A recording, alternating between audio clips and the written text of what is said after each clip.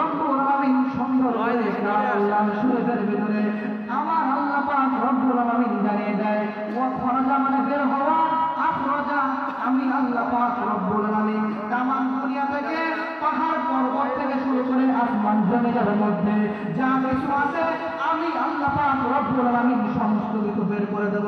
জোরে বলুন কথা ঠিক কিনা? আমার আল্লাহ পাক বলতেছে আসমান এবং জমিনের ভিতরে সমস্ত কিছু বের করে দেব যখন কিয়ামত সংঘটিত হয়ে যাবে। তাই আপনাকে আমাকে মৃত্যু সম্পর্কে আগে বুঝতে হবে। আপনি আমি পৃথিবীর জমিনে কখনো চিরস্থায়ী থাকবো না বাবা।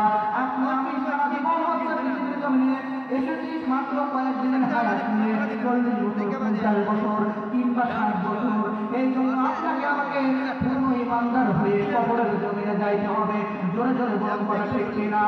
আমার নবী রহমাতাল লিল আলামিন নবী উম্মতের পাগল পা নবী হাদিস শরীফের ভিতরে সুন্দর করে জানিয়ে দেয় যে